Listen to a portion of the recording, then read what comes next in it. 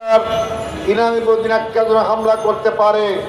এই হামলা শুধু মুসলিম বিশ্বের মুসলমানদের বিরুদ্ধেই নয়, এই হামলা গণতন্ত্রের বিরুদ্ধে, এই হামলা মানবাধিকারের বিরুদ্ধে, এই হামলা মানবতার বিরুদ্ধে, এই হামলা জনগণের প্রতিষ্ঠিত সরকারের বিরুদ্ধে। তার মানে তারা জনগণের বিপক্ষ অবস্থান করছেন।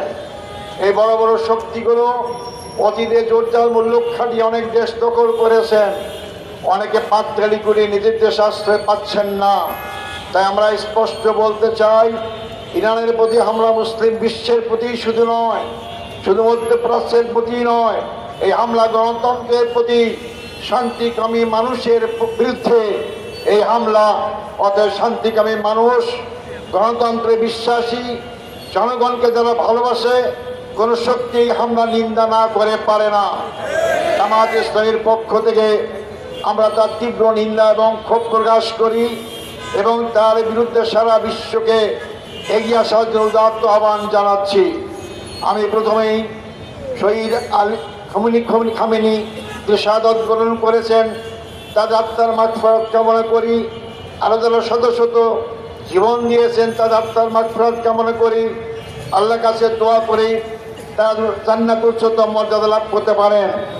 সংগ্রামী ভাই বন্ধুগণ, আজকে বিশ্ব তাকিয়ে দেখছে। জাতিসংঘ গঠন করা হয়েছে কি জন্য? শান্তি প্রতিষ্ঠার জন্য। জাতিসংঘ কয়েকটি দেশের তাবেদার শক্তি হিসাবে তারা আজকে ভূমিকা অবতীর্ণ হয়েছে। এগুলো শান্তিকামী দেশগুলোর পক্ষে তা আসে না। এই জাতিসংঘ এই ভূমিকা পালন করে, জনগণ একদিন বলবে জাতিসংঘের কোনো প্রয়োজন নাই। আমরা জাতিসংঘকে তার যথার্থ ভূমিকা পালন করার যথার্থ আহ্বান জানাবো। সাথে সাথে মুসলিম বিশ্বের দ্বারা গঠিত ওআইসি তারা যথার্থ ভূমিকা পালন করতে পারছে না। আমরা তাদেরকে আহ্বান জানাবো, আপনারা ওআইসি মুসলিম বিশ্বের মূল হিসাবে, দায়িত্বপ্রাপ্ত হিসাবে আপনারা যথার্থ দায়িত্ব পালন করেন, নাহলে জনগণ আপনাদেরকে প্রত্যাখ্যান করবে। আজকে মধ্যপ্রাচ্যে অস্থির করা হয়েছে।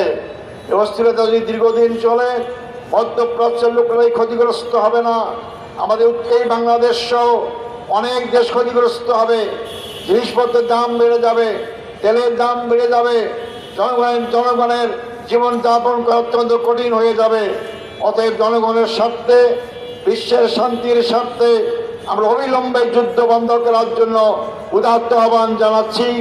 সাথে সাথে মুসলিম বিশ্ব সহ শান্তিকামী বিশ্বের মানুষদেরকে আমরা সবাই ঐক্যবদ্ধভাবে এই সমস্ত অশুভ শক্তির বিরুদ্ধে, গণতন্ত্র মানবতা বিরোধী শক্তির বিরুদ্ধে আপনারা যার জায়গাতে সোচ্চার হন।